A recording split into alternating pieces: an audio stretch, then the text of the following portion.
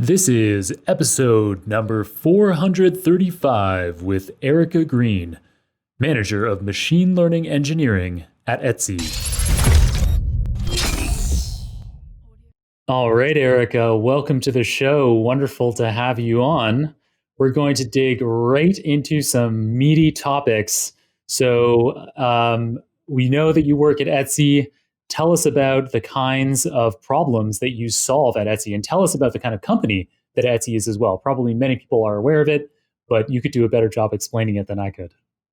Sure. Thank you again for having me. Excited to be here. So Etsy is a two-sided marketplace for selling and buying vintage and homemade goods, handcrafted goods. And the company is roughly 500 to 600 engineers, a little over 1,000 people. Yeah, it's pretty big. That is 10 times bigger than I would have guessed in ahead of time. Yes, it's also not really a startup anymore. It is 15 years old.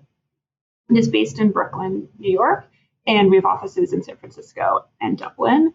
And yeah, I've been with the company just under a year and a half. I actually worked there 8 years ago, right out of graduate school for a year, and then have circled back and rejoined Etsy. And I manage a team of 8 machine learning engineers. We work on their ad system. So Etsy runs an on-site advertising platform where sellers can choose if they want to advertise on our site. So we reserve real estate on our apps and our website where sellers can advertise, and we run essentially like a full ad platform, ad auction, second price, ad auction between sellers and listings on the site. So my team owns all the machine learning systems that power that auction.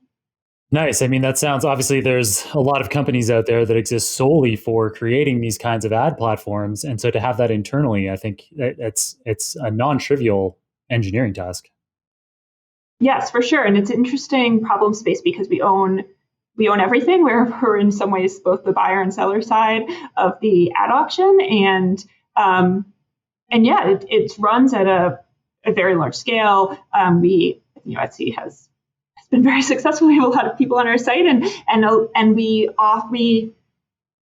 represent. We represent essentially both sides, right? We want to make sure that buyers, we show them listings that are interesting to them, that are relevant to them, that help them find the thing that they want to purchase, and then we want our sellers. We want to give them a good return because we know if we don't offer them good return on their ad money, they can easily go and advertise somewhere else.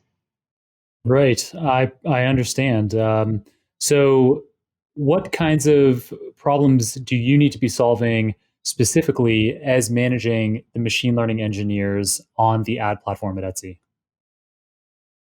So I refer to us as like search, but harder. So we have to do the search problem. So basically, when somebody is looking for something on our search, they put in a query, and the queries are often very funny. I mean, they're like, polka dot red face mask or something like that. We need to return, our system needs to return 24 listings that are relevant to that query, which is basically exactly the same problem as the search problem. But on top of that, our systems need to return a price with each of those listings. And so the on-site advertising platform at Etsy, it's called Etsy Ads, is a CPC model, or cost per click. So we charge sellers when a buyer clicks on their listing, and we charge them a small amount. And that price is not set. It's not the same for everybody. It's dynamic. And we want to set that price such that sellers, we call it a bid, even though they're not actively bidding, we bid on their behalf, but they bid higher if their listing is a really good match for the buyer and a really good match for the query, and they bid lower otherwise, right? Because that's how you ensure them a good return on their money. You want to bid up when you're very, very confident that your listing is a good fit, and you want to bid down when you're not. And so that's those are the high level problems that we're solving. So we're solving the ranking problem, just basically classic search, and then we're solving the bidding problem. I understand. Makes perfect sense. So in the beginning of what you were explaining there, when you're saying we have to return a price, it isn't the price of the item, which is just something that's stored in a database. it's that dynamic price for the cost per click that you need to calculate on the fly and figure out how buyers should be bidding for this based on how relevant the search is to them in particular. That does sound like an interesting problem. Yeah, sorry, right. It's not the price of the listing, it's the cost, I guess, the bid price. People just refer to it as the CPC, the cost per click, but the ad world is littered with terrible acronyms. Three-letter acronyms, the TLA. Yeah. I know it all too well. Yeah. So tell us, so some major problems that you've had to solve in the machine learning realm. I know we talked about some of these already before. So things like migrating models to TensorFlow and real-time neural networks for solving these kind of problems. Do you want to tell us about that? Sure. Yeah. So we have two kind of core modeling tasks that we work on. So one is click-through rate prediction, which is very classic ad tech problem, and we use that to do kind of ranking. So if we think that a listing, if showing a particular listing to a particular buyer during a particular time when they're looking for a particular thing, we think that that listing is going to have a high click-through rate. That's essentially analogous to it being relevant. There's a model that we use to do that prediction, and we do that in real time for 600 listings for every query. So that is one. And then another one is conversion rate prediction. So on the bidding side, we want to bid up when we think that somebody is going to actually purchase it. If they click, what is the chance that they're actually going to purchase the item? So that's a conversion rate prediction problem. And they're similar, but they're not exactly the same. They're trained on historic data of what people have clicked on and purchased in the past. And we, like many companies, have sort of gone through the progression of, start with the, Etsy's been around for a long time. This ad system has been around for 8 years or something. Originally they were using linear regression, logistic regression to do that. They migrated to, trees. This is before my time. In the past year, we've migrated to neural networks and moved the entire system over to TensorFlow. And each of those has been sort of a boost up in performance, in accuracy, and we've seen that. And so there's just the classic problems of like make models that are more accurate, but then there's the bigger system. I don't know, how do you set up the auction? How do you weigh off this conversion rate and click-through rate objectives?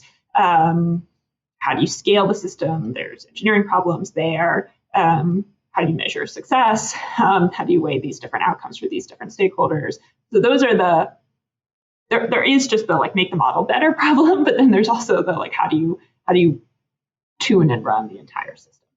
Yeah, it must be. I hadn't thought about how if you have two different objective functions, one for click-through rate and then the other for purchases, to somehow combine those in a way. And maybe is there some kind of meta objective function, or is that's something that you have to make decisions on kind of outside of the models? Yeah, that's an interesting question. We don't run it as a meta objective function. I made that word up. Yeah. I mean, you could. I thought about it. I think when I first joined the team like a year and a half ago, and it's a fairly complicated system, and the engineers in the team I pulled them into conference rooms for hours at a time and had them whiteboard the whole system out for me. And I remember like one of the first things I said was, why are we running this like an action? Like, isn't it just a kind of black box, right?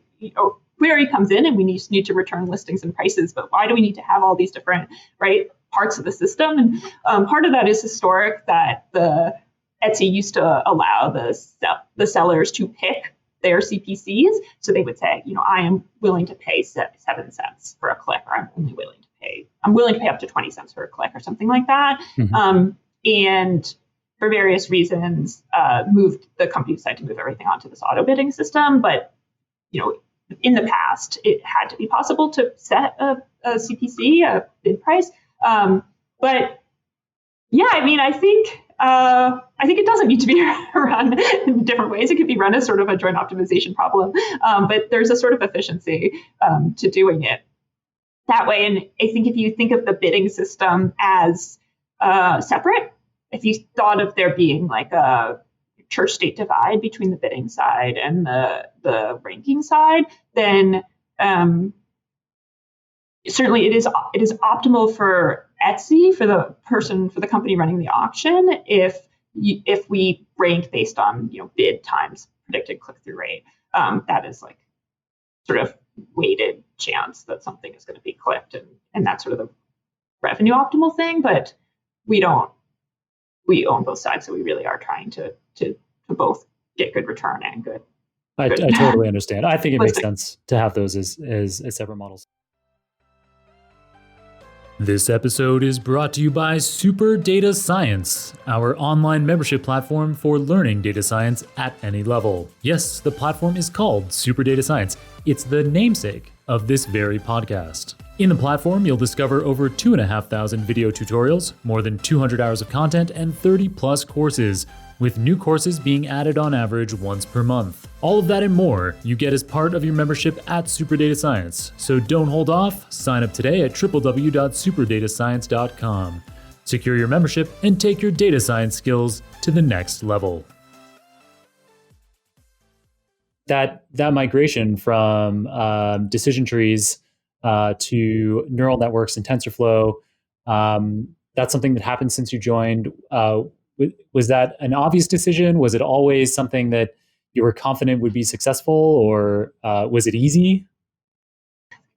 It wasn't easy. Very few things are easy. I pushed for it. Yes, I think this world where every model maps one-to-one to a library, and then you need to figure out how to scale that library. It makes doing model development very slow. And the company had sort of been going along that line, right? We had a library we were using for logistic regression, and then it was a new library for tree-based models. And then if you wanted to use neural networks, you would need a new library. And so that meant you needed integration at all these points in the process of training the models and evaluating the models and then serving the models. And it just made the sort of full development process so slow. And the beauty of TensorFlow and the beauty of PyTorch, and I honestly don't have such a strong opinion other than Etsy runs on GCP on Google's cloud. And so, it fits better with all the Google if you stay in the Google world. Of course, you have a lot of modeling flexibility, right? They're frameworks and languages, not just single implementations of models. And so that to me was I was very convinced. That makes perfect sense to me. And that is one of the great things about TensorFlow, is that it has so many modules that allow you to be training locally or on a single server, and then using TensorFlow serving to have your in-production deployments run across a large number of servers. I imagine with the kind of scale you have, that is critical, real-time bidding and calculating these CPCs. I imagine that kind of those performance issues must have been top of mind the whole time. And so that decision makes a lot of sense to me. One thing I will say is that at some point we were thinking like, oh, TensorFlow has all these, of course people use it for neural network and deep learning, but they actually do have implementations of other types of models in the library, in the framework. And so they do have gradient boosted decision trees, and we were like, oh, hey, maybe this could be great, win-win, right? If somebody wants to continue using these tree models, we could stay within the TensorFlow universe. And so one thing we tried early on was trying to get it to work, and had such problems getting it to work. I think it just isn't well maintained and doesn't work with AI platform training well. And we were back and forth, I think, for months and months and months with the Google reps trying to figure out how to get this working, how to get it working with hyperparameter tuning. And so I think the real dream of only using TensorFlow for everything, even the sort of things it's not primarily used for, I don't know. I would check that out first before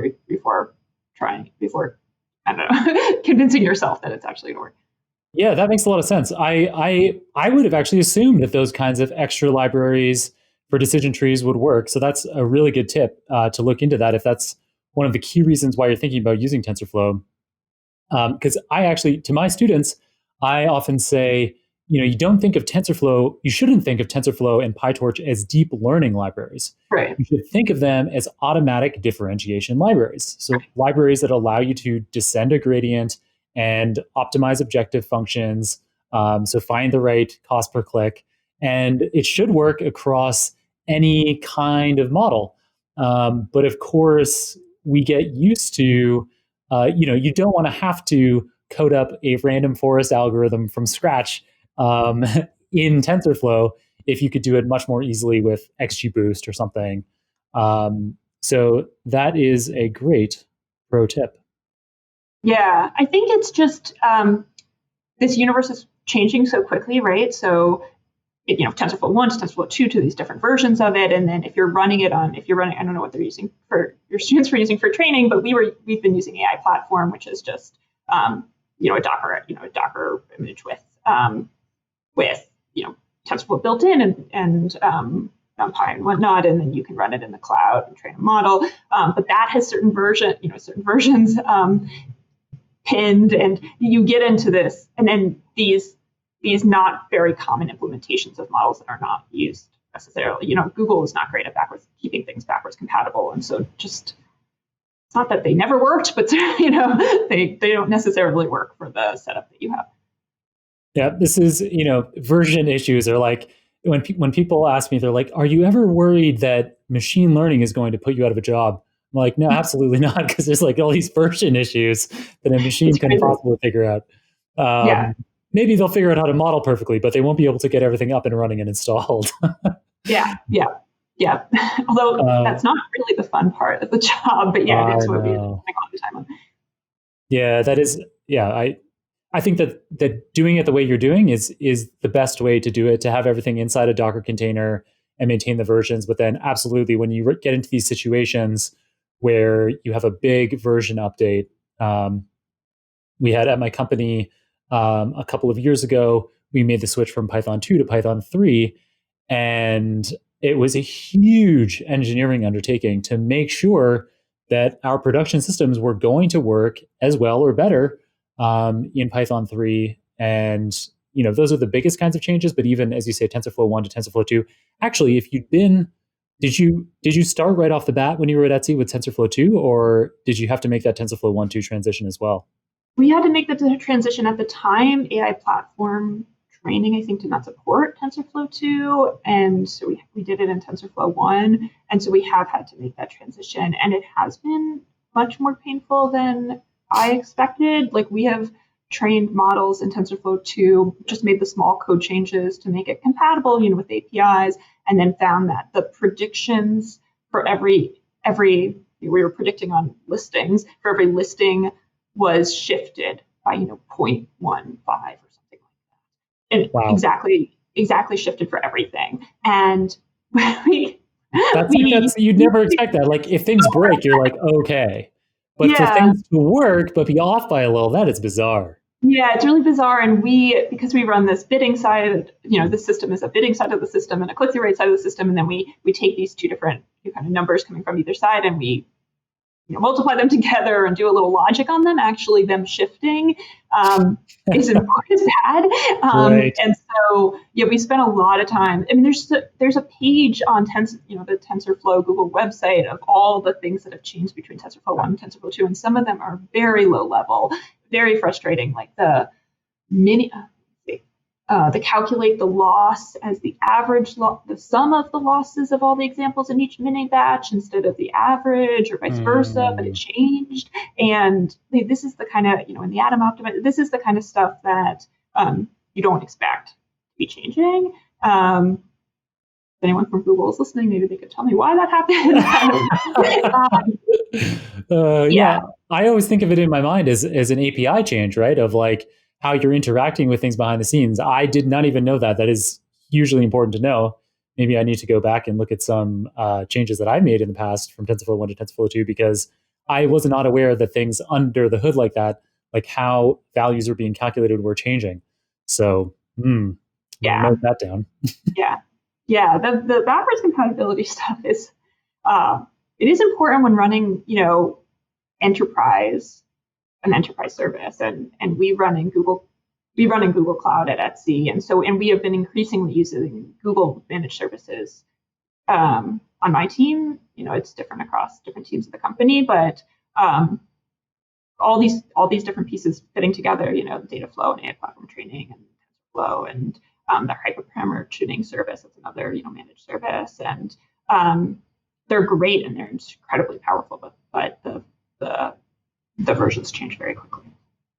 Yeah, so something that you've mentioned now, so are managed services and you talked about the AI platform. I'm actually not very familiar with that. Are those the same thing?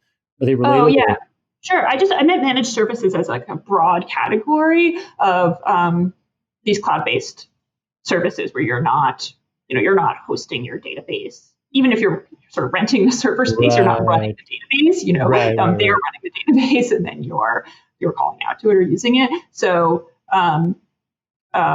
Dataflow is their service for doing large scale computation on data, parallelized computation on data, and then they have this service called AI Platform Training. It used to have a different name and I can't remember, but basically it's a wrapper. So if you have a Python script that trains your model, you can essentially call that same script, and you can either run it locally, but the real benefit is that you can run it in a Docker container locally very easily. They're a Docker container with all their pre-installed, data science libraries, or you can run it in the cloud.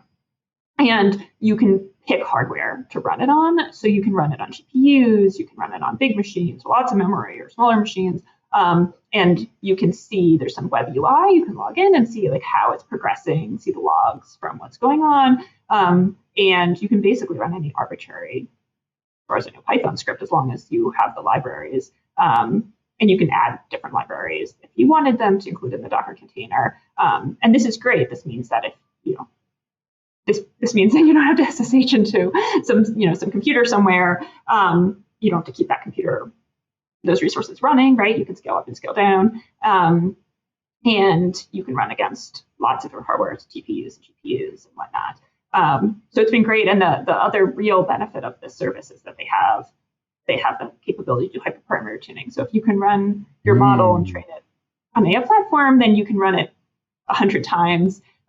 You just specify a config with the arguments that you want to tune, and it will even do something smart, some kind of Bayesian search of the parameter space, and give you all the runs and give you all the metrics. Yeah, I love that. I also, anytime I come across a Bayesian way of doing anything, including hyperparameter tuning, I think that's a smart way to do it. Yeah. Bayesian, it always, I was like, that's the smartest way we could possibly be doing this.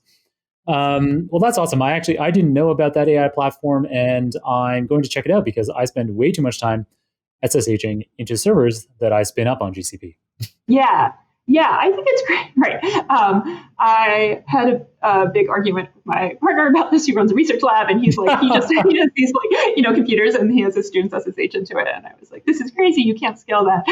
But he doesn't have hundreds of students, but I'm interested in making sure that the tooling that we have for doing model development and training is scalable to very large teams. And so I don't want everyone SSHing into their own personal servers. This is doesn't scale. Yeah, thanks a lot, Google, for another dinner ruined. Yeah. Nice work. All right, so that was hugely interesting about the kinds of problems that you're solving at Etsy and these migration issues, diving deep into them, the AI platform. Another thing that I would love for you to talk about is interesting failures. So, for example, data quality issues that you've had. Yeah, data quality issues. Fascinating. So, right. So, we've had some interesting failures. I can chat about them. The most interesting ones recently have fallen into the category of a feature distribution changes, and we just didn't have the monitoring in place. This is over a year ago now. Right. It still feels traumatic to identify it, and then it was just very, very difficult to track down. And basically, it looked like all of a sudden performance in production, the production online metric, right, starts going down, right? Like all of a sudden, less people are clicking on our ads. That's strange. And then trying to figure out what's going on, identifying that the offline model accuracy has decreased, and then trying to figure out what happened. Like we didn't change the model code, we didn't change the model. What could happen? And finally traced it down to one feature where it had been assumed that the distribution of that feature was never going to change, and it was sort of coming from a different system, the output of a different system. It was an incorrect assumption, but I don't blame the person for making it. And the distribution changed by 10x, and we were training these models on 30 days of data. We were training it every night, and so all of a sudden, this one feature is essentially becoming incredibly noisy, right? And it was unfortunately a useful feature, so the model had put a high weight on it, and it was totally messing up the predictions and was messing up the model. And it was a really difficult problem to recover from because we have these data pipelines that generate our training data. They're fairly slow to rerun. Rerunning them on all of the data is expensive. For 30 days, it's expensive. We can't really recreate the old, can't go back to the system and make the change back. And so we ended up just, enough time had passed that we had enough days of data that training a model on the newest data that didn't have this feature from two different distributions, that model did good enough. Essentially, we switched to that. But these silent changes in distributions of the features coming in is keeps me up at night. We now have much more monitoring. We have a long way to go. And that's one of those things I put solidly in the kind of ML engineering problems and not kind of traditional data science problems, right? It's I didn't know this term until the last year, but this field of ML ops. Damn! Were you going to guess it? No, I was going to get, because we've been talking about features changing, and I thought you were going to say feature drift specifically. Feature drift. No, just the area, the field, ML ops. Yeah. Which is like DevOps for ML, right? This is a classic ML ops. Big problem. Yeah, I love that you're talking about feature drift and ML ops, because on a recent episode of the podcast with Ben Taylor from Data Robot, we were talking about this. We were talking about trends, data science trends that we think are going to accelerate in 2021. And these were two of the main topics that we talked about. So it's great to have you reinforcing that these are, these are things that are happening in the real world. So I think probably you've done a thorough job of explaining what this is for our listeners, but the feature drift is this phenomenon that is common in the real world. So if you've been a data scientist that has worked with some classic data science data set like the MNIST digits or the ImageNet database, the data don't change. So you can, over decades, in the case of MNIST, come up with gradually better and better models for handwriting prediction. And for things like handwriting, probably that doesn't change systematically over time, though you could imagine that maybe the sensors that you're using for reading handwritten digits could change all of a sudden at some point, or maybe gradually. And so basically in the real world, you don't have a fixed data set. When you're at Etsy and you're dealing with products that are constantly changing, you're dealing with behavior that's constantly changing. And so a model that is built for one set of data can eventually not fit the data as well as it could because the underlying features change. And it sounds like in this case, something changing by 10x one of the inputs, that's obviously going to make a big impact on the model, given that, like you said, it was weighted highly. Yeah, I think slow drifts are, don't keep me up at night. We retrain our models fairly regularly and over a fairly short time period. I mean, several weeks or months. But the thing that keeps me up at night is that there is some feature which is tied to not a direct user input, right? Like user preferences are changing or something like that, but is tied to another system, and that system changes. And it's not that everyone, Etsy's a large company, there's lots of engineers, and they don't think, people are not aware that the data that they are generating is being used to train models, right? Generally, those worlds are fairly separate. Another example is if a I don't know, this hasn't happened, but very well could. Like if we're using some taxonomy to, or some structured data, we're asking our sellers to fill out about our listings, and then there's some team in charge of making that better or easier and make a change. And many layers downstream from that change, our features are suddenly radically different. That is the kind of thing that really is worrisome. So what keeps you up at night is somebody not telling you that something major has changed. And I think that's not a scalable approach if everybody just whenever they make a change that impacts one of our features. But we should have monitoring and alerting and et cetera, to identify when it's happening. Yeah. Exactly. That's what we were talking about with Ben Taylor on that recent episode as well, was that you can monitor. So this is something for listeners. So if you're worried, if you too are losing sleep, you can get a good night's rest yet again by having monitoring in place and making sure that the distributions are fitting particular parameters that you were expecting, assumptions you were making, and if the features drift away from those expected distributions sufficiently, then you'll be informed.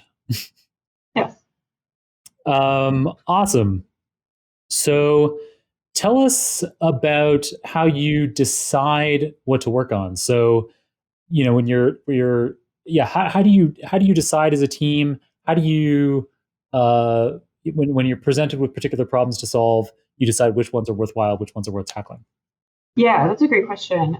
I think it's challenging. I think it's challenging in the same way that doing product development is challenging, right? Like you're given a product, there's a million things you could change, but what's the high opportunity versus the cost? And I think a lot of times teams with data scientists or teams with ML systems, that the people, these are fairly technical algorithmic systems, right? And that the way I have seen this at other companies is that the way they decide what to do is that sort of the people on the ground, go out and read papers or read blog posts or listen to podcasts about data scientists and hear something that's fuzzy. God, I've got to make sure I get some feature drift sensors in. That's a project I've got to try to. And then they come back and they kind of get excited about it and they write up or in the better case, they write up a proposal. In the less great case, they just start coding it. And then you sort of have a hodgepodge of, darts that you've thrown at a dartboard, and some of them work out and some of them don't work out. And you can sort of get lucky in that approach and where more work out than not. But it doesn't engender a lot of confidence, as a manager, to just be like, well, we have, eight random chances and we're hoping that, some of them hit.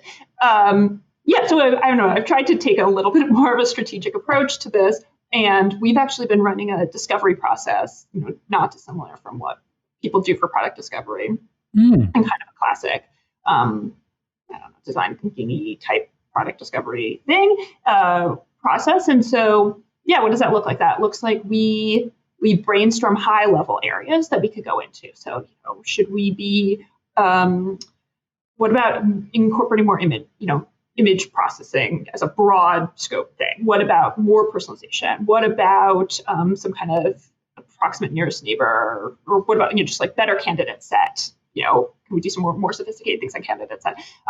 And we brainstorm 8 of them roughly, and then we do a week or a little bit more of where the goal, we split into teams and several people on each one of these areas, and the goal output is a 1-pager, which is a like go no go recommendation and an argument about why go no go. And so what we're looking to do is not to try to get as far as possible in the implementation of it. It's to pick the areas of highest risk, pick the areas that we don't know the most about, and go out and try to get answers to those questions. And so that might look like prototyping it. It might look like running a load test. It might look like going and talking to somebody who's worked in that area. It might go, or inside or outside the company. It might look like reading papers. And so we spent like a week and a half in aggregate on that, twice a year or once every 3 quarters or something. And out of that come large, I would say, like they come bets bigger bets, right? Like we're going to take a bet on whatever images because why? Because we have a one pager and we can make that argument to you. And currently, no one asked me to do it. We have them ready. But it's for us. It's to convince ourselves. And so we still read papers. We have a reading group, and we still get excited about buzzy things. But we try to be a little bit more strategic about it. I love it. That all sounds so amazing. I'm instantly like, that's the kind of thing that I'm like, I would love to be a part of that process. Wow, that sounds like so much fun. It's fun. yeah. But then you have to hold yourself to it. That's the harder part. Right. Then you're like, this didn't turn out like what I wanted it to be. Well, or just like, what I really want to do is implement that paper I read last week. Right. Yeah. But yeah, I guess that's the whole point, is to make sure that that the work that your team is doing is grounded in practical business realities, even when it's using, potentially some shiny new state-of-the-art approach, making sure that there's a good basis for that. I think that's brilliant. I think that kind of thinking doesn't happen enough. I think it's great that you're spearheading it. Absolutely brilliant. Thank you for telling us about that, because it's another action item that I should be coming out of this podcast and doing. Yeah, I mean, I think, I basically think if I was my boss and I was pretty skeptical of what I was doing, how would I convince myself? And you can't 100%. This is the kind of work. It's different in that way than classic engineering work. Not that classic engineering work is no risk, right? But if a lot of things you could do, if it might take more time, it might take more money. There's certainly bad engineering decisions. But if you chose React versus choosing Angular, you can make a website in it, and certainly one may be a better kind of answer, but you're not going to knock it to the finish line. And with this data science stuff, it might not work, right? And so there is, I think, an inherent kind of higher level of risk, but I think you can do things to try to mitigate that risk. Brilliant. Yeah. I mean, that's, again, another one of the trends for 2021 that we talked about in this recent episode with Ben Tyler, which was that we need to be focusing on, it's all too easy with AI and machine learning projects to have them spiral out of control and not lead to any tangible outcomes. And that's going to happen some proportion of the time. And Elon Musk recently said, I'm going to completely butcher the quote, but it was the idea of, if you're not failing, you're not pushing research and development. You're not doing something innovative unless some proportion of the time you're failing. So we have to accept that. But following a process that you outlined, Erica, we can be being thoughtful about those risks. I think that this is a really great idea. I love it. So we should also talk about, I had a really interesting conversation with you recently about engineering at scale. So I guess we touched on this a little bit now earlier on by talking about the Google AI platform. But what do you do at Etsy to allow the models that you built be able to do real-time bidding on your huge platform? Yeah, so almost all the credit for this actually goes to a team that I don't run. We have a really wonderful team we call ML Platform, and they own the infrastructure and build the infrastructure and maintain it to serve models in real time. And we build on top of that, and we rely on that and use that. And I would recommend you talk to them because I have an expert on that particular thing. But a Kubernetes cluster, and we're scaling it up, and et cetera, et cetera.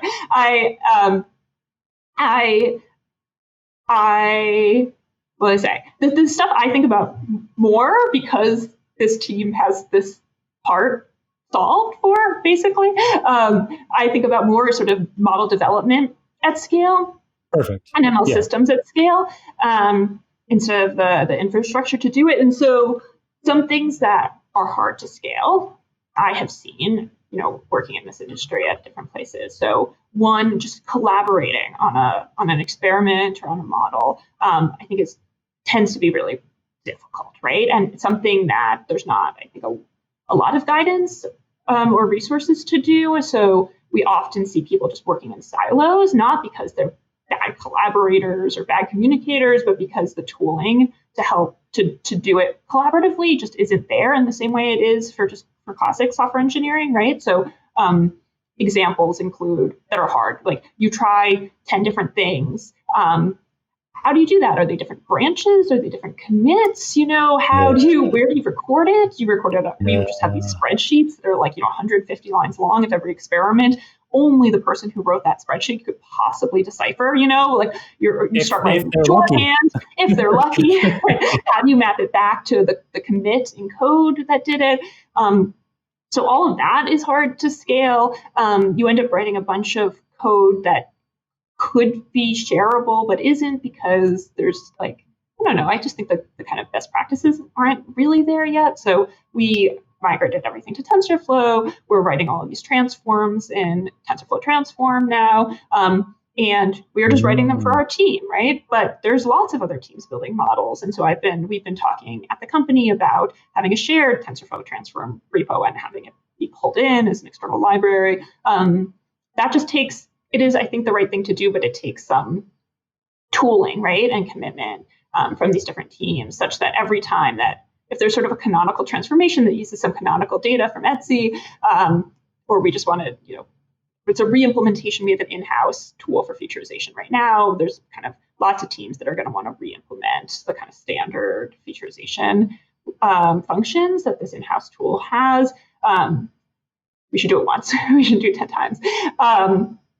So we've been using, I've been thinking a lot about third-party, or not third-party, but just offline experiment tracking tooling. And there's now several companies that have offerings in this space. We just started working with one, and that I think that I see as a trend in 2021 in the future, because the spreadsheets are no good. You really want to do it to scale. So, I mean, if you're comfortable saying, what was the vendor that you ended up going with? There's lots of startups out there that do this kind of ML flow management. And I think ML flow is either a name of one of the libraries or one of the companies that does. ML flow, weights and biases is another one. And then Comet is another one. We ended up going with Comet. But I think it's one of those things that zero to anything is like night and day, right? It's like if you weren't using version control and you started using version control, it's like night and day and such a huge win. And then, these different companies do have different specialties and in that space, but I think we had nothing and now we have something, and that is a huge game changer. And then the other things are just like canonical data sets. I saw this at Google has an internal Kaggle service, and you can put up a data set or a task and have people compete internally. Great idea. And that's really cool. That's really making it easy to look up what the sort of canonical, basically recreate baselines for these different models, right? Like Etsy's a big company, but we don't actually have so many different tasks, ML tasks that we're training models for, and making it possible that an intern could come in, or someone in their free time or something like that could say, hey, I wonder how well this thing works for like this task, and freeze a training set and freeze a test set, and then have all the different metrics for the scoreboard or something internally, makes it possible for people to kind of try out ideas really quickly. And it's a great idea. That's brilliant. You are providing so many amazing applicable tips for me, and I assume many of the listeners as well. This is brilliant. So we've talked about applied ML, the problems that you're tackling. We've talked about scaling up machine learning, if not machine learning engineering, though we touched on it a little. And so now I'd love to just kind of hear about, how your working day is. So how you manage your team, what your day is like. I'd love to hear that kind of thing. Sure. I'm like the best at time management or process. So I don't know if I'm going to be able to provide the That best. is a shock given everything that you've said so far. That is really surprising. Let's see. In the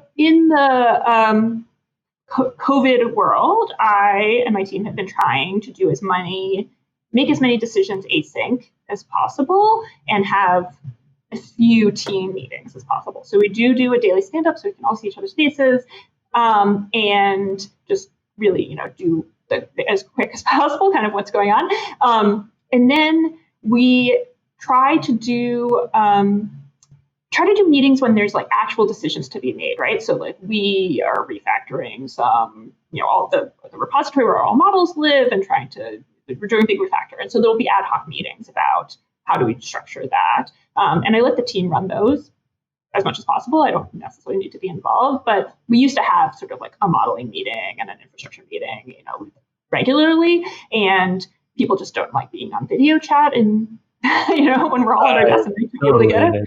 So we canceled all those meetings. Yeah.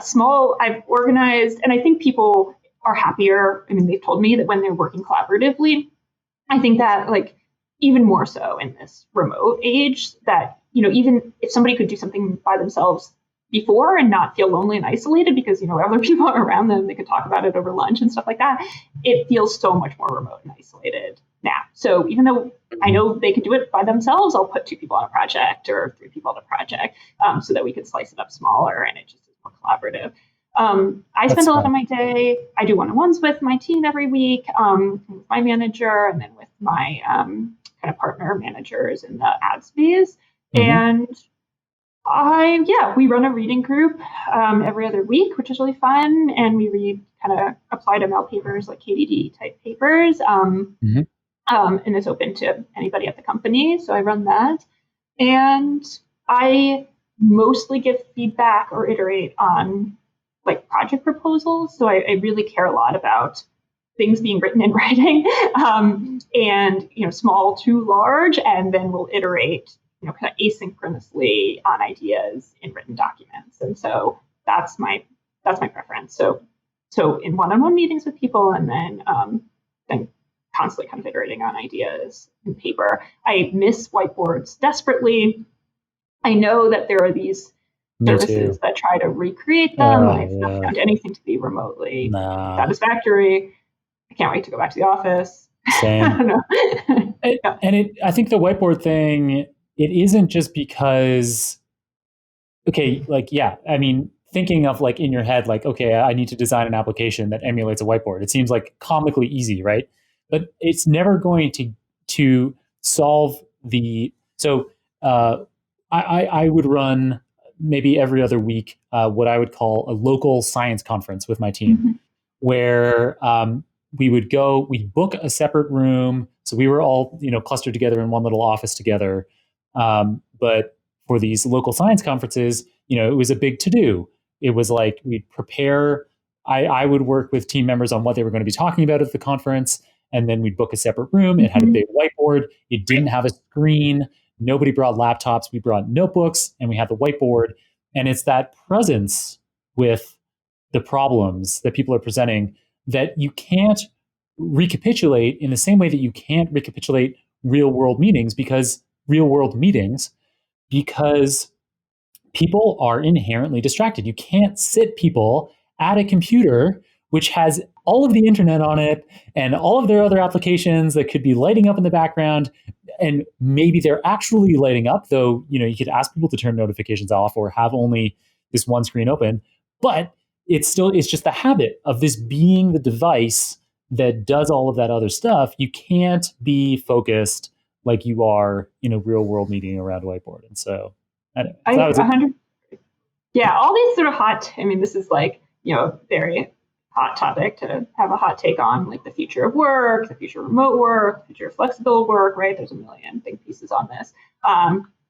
Etsy did a survey of, do you want to go back to the office? What would you feel comfortable with? They're trying to figure it out, just like any company's trying to figure out, which they're doing in a really thoughtful way. I very much appreciate it, and I don't think they're going to get rid of their office. But I was like, if we don't have office, I can't imagine long term staying in a company where there's no in-person. Yeah, I agree. I certainly hope that we'll go back to having an office. We got rid of our offices in New York. I think all of our other locations around the world, we kept the office, but in New York, with the way it turned out with a lease rolling over, it was like the perfect timing. Yeah, that makes sense. We were like, all right, let's put everything in storage and wait until this is over. And now there is some discussion about us not going back into offices being possible. And I think that there's other parts with my company. There's other parts of the business where that might be totally possible. And our productivity is off the charts. Our revenue is better than ever. Profitability is better than ever. So remote working is working, but for my stuff that I'm doing with my team, the science R&D, it is not the same. And I think at least having a couple of days a week where maybe that's the hybrid future that I can imagine working well. Yeah, I have found that the execution is very, productivity of execution is not affected, and it might even be better off remote, but coming up with new ideas is harder. Yep. Preaching to the choir, Erica. All right. So speaking of working with you, I know that you are hiring, or Etsy is hiring, for data scientist and ML engineer roles right now. So what are the kinds of things that you're looking for in people that you hire, or, how could people be looking to get hired with Etsy, or even more generally, just tips you have for data scientists and ML engineers out there? Right. Etsy is hiring. Right. Etsy's hiring. You can apply through the website, et cetera, et cetera. You can reach out to me. We'll provide a link in the show notes. Yeah, great. Advice about getting hired at Etsy or getting hired in general. So I don't know how broadly applicable this is in general, but for me, I think this area of machine learning engineering is really interesting. I think it's one of these areas that didn't have a name for a long time. It's fairly new, and what it means and what the skill set required is still fairly amorphous. It's sort of like data engineering or something. Like, what does that mean? Are you a DBA? Are you? You're not a DBA, but it's taken a while for that to sort of mature. And the same thing for machine learning engineering. And I think of it as three things. I think of it as data engineering, back-end software engineering, and then machine learning kind of modeling knowledge. And to me, all three of those are important, but you often can't find people who have expertise in all those three things, which is fine. And so I think of building a team that is strong in all of those, but not everyone necessarily has to be strong in all of those. But they certainly have to be interested. So I don't want hard lines between, I just do the modeling or I just do the data engineering. I like to hire people who are honest about what their background is and what they're good at, and then passionate about and excited about learning the other stuff. And so happy to hire people who have strong ML data science backgrounds, but, excited and eager to learn the software side and the engineering side. And I'm happy to hire people who have strong software backgrounds and, took some Coursera classes and are excited to learn the ML side. That is such a beautiful answer. Just like the whole rest of this podcast has been such clear and actionable items for the audience. I love the way that you broke that down into those three categories. That makes perfect sense to me. And I think that that idea of being interested in all three and being able to dabble or at least understand what other people are talking about in that space, and maybe over time, maybe over the course of a decade or multi-decade long machine learning engineering career, somebody can really master all three of these areas. Yeah. But as you say, very difficult to find people who are strong in all three right off the bat. And so, so you weren't sure whether that was going to be great advice for just Etsy or more generally. I think that is great advice, generally speaking, for ML engineer roles.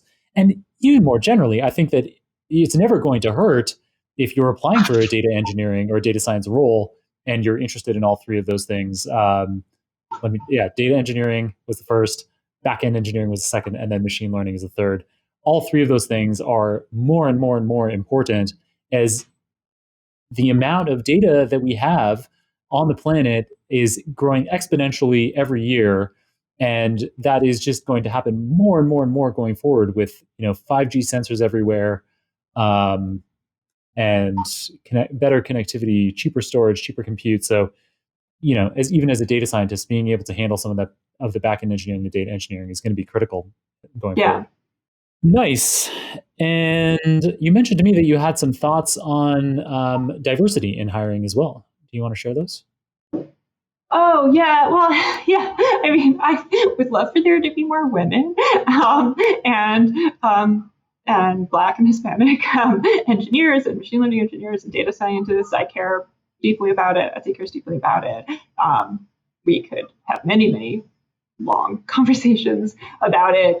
I think that I guess one thing I'll say here, because it's such a complicated and interesting topic, is that I heard this piece of advice recently, which has really stuck with me, which is about sort of this idea of growth mindset and hiring people for potential, not necessarily experience, only experience, right? That if we only hire people for experience, which I see so often happening, right? And it is, as a manager, you hire someone who's not good. It's really painful, right? It's a painful process to do, to sort of try to help them. And then if it's never going to work out, to manage them out or put them on a performance review plan. So people tend to be very conservative, right? Of looking for people who have exactly done the thing that you want them to do. And that feels the safest so many times. But if you want to hire underrepresented minorities into these roles, you have to, there's not enough people who have exactly these experiences. And so, but there's tons of people who have something similar and have a ton of potential. And I heard the advice of what to ask. What do you ask? How do you evaluate potential? It's much easier to evaluate experience, right? It's like these behavioral interview questions, right? Tell me about a time when you had a model that the feature distribution shifted and you had to make it, et cetera, et cetera. But how do you evaluate for potential? And there's some very, very easy ways. And one of them is just to ask, what are you most proud of that you worked on? Just some of these open-ended questions where you can give people space to let their passion show through and let their confidence show through. So I always ask, what are you most proud of that you've worked on? And I don't know. That's my one piece of advice, that we should be hiring for potential, and that we should design interview panels and interview processes that allow people with potential to get hired, and that if we only hire people who have done exactly what we expect them, what we're going to have them do, we're not going to end up with a more diverse workforce. Well, yeah, it would be a chicken and an egg scenario. It's like if if you only ever hired for exactly what is already the market, then you'd be stuck at exactly the demographic distribution that we're at today. Yes. And I think that, I certainly had a manager early on. My first job out of graduate school, I was coming from a PhD program. I left this PhD program. I had not at all thought about what I was going to do as a job to make money. And I got referred to Etsy. Someone from college I knew worked there, and I really wasn't a strong programmer. I'd only done academic programming, didn't know nothing about web development, software engineering. I love that you have a degree in computer science. Or it was one of your I went to a liberal arts school. I have a degree in math, and I had a master's in computer science, right. And I just took basically context optimization classes and stuff. I was not a good, I didn't know anything about web development, and I was interviewed for potential. Someone took a chance on me, and I think, I don't know, I feel that very strongly, that someone took a chance on me early on, and people have taken chances on me since then, and I try to keep that in mind when hiring. I love it. That's such a great message. And maybe starting to round off the interview now, but a question that I get asked all the time, and you have some very interesting insight into, given your background. Do you need a PhD to be a data scientist? Or, what's the advantage of having a PhD? And maybe even tell us about, your decision to be in a PhD program, but go into the workforce before finishing it? Yeah, so I went into a PhD program right after college. It was not the most well thought through decision in my life. I was a math major undergrad and didn't want to do pure theoretical math, but kind of wanted to stay in this academic space. And this was 10 years ago. Yeah, so more than 10 years ago. So AI, the field of AI and ML has changed a tremendous amount since then. I would say, again, a very interesting topic that we could talk about for hours. If you want to be a research scientist, if you want to be a professor, or you want to be a research scientist at very few kind of quote unquote pure research labs that there are, of course, you do need a PhD for that. And if you love it and are willing to be paid very, very small salary for 5 or 6 years, but just it's a chance to do sort of this academic exploration that you wouldn't otherwise get the chance to do, then by all means. But most kind of applied ML or data sciencey type positions don't require a lot of the things that you would learn in a PhD. Yeah, and I couldn't agree with you more. I have people with PhDs work for me and others who don't, and I do not give them work differently based on that. Of course, a lot of the things in terms of applied ML that you need to be learning, you learn outside of the academic environment anyway. And so while it certainly isn't ever, I don't think anyone's ever going to say that it's a disadvantage that you have a PhD.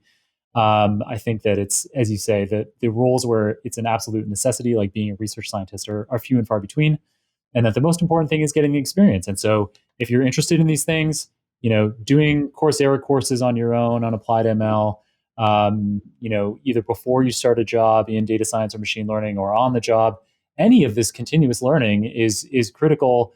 And that can show just as much potential or even capability as having a PhD or more. Yeah. And right. And like, even if I had finished my PhD program, basically almost nothing that I would have written my thesis on would have been very relevant right now. Like the field has changed so much. And so, I don't know. I think what else? Management, communication, writing skills, software engineering, data. Like there's just so much. There's so many things to learn. If what you are really most passionate about is the academic part of that, then by all means. But in industry, there's you can shine in lots of. What a wonderful message to end on. Thank you very much, Erica, for being on the program today. We just have 2 quick questions before I let you go, which is, do you have a book recommendation for us? Yes. So I wrote down a few, but I will give you. I will give you one, and it has nothing to do with machine learning. I am kind of a wine nerd. Oh, wow. Yeah. So you have, for people viewing so we have, most of our listeners, about 90 or 95% of them listen via audio only platforms, but I do encourage you to check out the YouTube format, the video format. Is there a wine bottle over your right shoulder right now? This is Chateau Mouton Rothschild 1988, which is the year I was born. My dad bought a case for each of us of our birth year. So this is a Bordeaux. And and then we open it, on special occasions. And so I don't know when we open this, but I use this to water plants. But I think I love the bottle. So anyway, so I thought I'd give some wine reading. A lot of writing on wine is a little dense and sort of hard to get through if you don't know a ton about wine, and even if you do know a ton about wine. But there's a wonderful book called Bursting Bubbles, which is about the champagne industry and the history of the champagne industry, which is fascinating. Champagne is really, of any wine region, it's all about branding. And these chateaus and the region itself have developed, people pay money for the brand in the same way the fashion industry works, and the history of that region, how it's played into culture, and what's happening there's been a bit of a renaissance in the last 15 years, is fascinating. And I think that we will hopefully be drinking a lot of champagne in the next coming year as the world becomes brighter and we crawl ourselves out of the pit we're currently in. And so if you want to learn about the Champagne region before you start drinking a bunch of champagne, Bursting Bubbles is a great read. I love it. That is such a good recommendation, and maybe one that I'll check out myself because I barely drink. But when I do, it is champagne. Oh my God. Geez, yeah. It's worth it. Yeah. Yeah. Perfect. And then final question is, how can people get in touch with you? So, is there social media that you use or any way that you'd like people to get in touch? Sure. Yeah. I'm on Twitter. I tweet so infrequently, but it's one of my New Year's resolutions to be more active on Twitter. So I am Erica Greene, BRICAGREENE at Twitter. On Twitter, I grabbed that username when I was in college. And if you are interested in, so you can follow me there. You can friend me on LinkedIn. I will accept. And and you can message me if you're interested in a role at Etsy. I'm happy to connect you with the right people. Beautiful. Thank you so much, Erica. This interview has been amazing. I've learned so much and just really enjoyed chatting with you. Yeah, it's been great. Yeah. Thank you very much, and we'll catch up again soon. Yeah, Happy New Year's. Amazing. I learned so much from Erica Greene in this episode, from the cool models they build at Etsy to represent both sides of their marketplace, to the machine learning operations and management best practices that need to be in place to allow efficient data science collaboration at massive scale.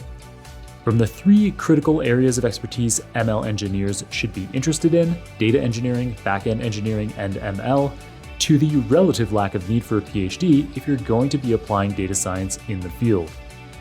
As always, you can get all the show notes, including the transcript for this episode, the video recording, any materials mentioned on the show, and URLs to Erica Greene's LinkedIn and Twitter handles, as well as my own LinkedIn and Twitter handles, at www.superdatascience.com/435.